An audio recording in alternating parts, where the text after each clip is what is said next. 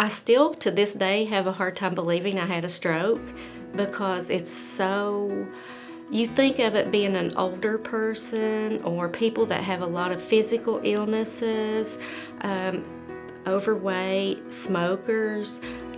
I'm none of those, so I didn't fit the normal category to where you would say, oh, you're having a stroke.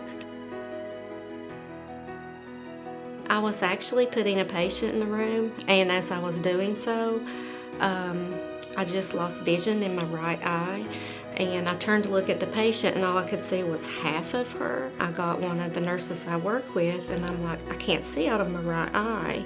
So she took me in the back and had me sitting there, and she went and got Dr. Ford, who said, you know, it could be a retinal detachment, he said, but I'm not real sure, let me call over to the ER.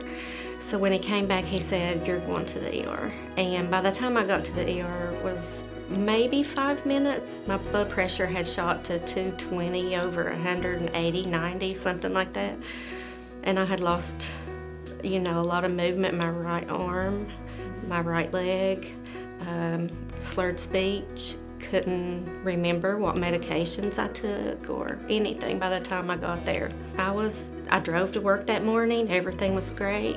I do suffer from migraines, so I thought maybe it was a migraine, so I took medication for that, and I kept telling everybody, oh, it's just a migraine, it'll pass. But being a nurse, as long as I wasn't thinking stroke because of the history of migraines, but I have since learned that if you are experiencing any migraine symptoms, but they're all at once, that's not a migraine. He had one of the girls drive me over to the ER, but before you know it, the ACT team was there.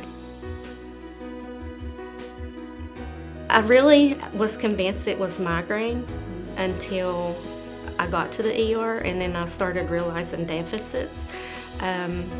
So it was kind of scary at that point, and I think I told them that I was scared, and they were amazing. They stayed right by my side.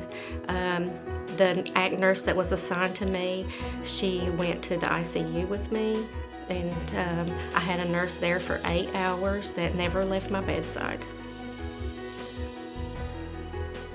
I was 57 when I had the stroke. I'm 58 now, and thankfully that I can say that I'm 58 now. No family history of strokes. I do have high blood pressure, but it had never been uncontrolled until that day. I took some physical therapy, and I was out for 3 months, back to work, and that's when I came back and felt like I should recognize Dr. Ford and the girls that I work with, because they realized something more was wrong than a migraine.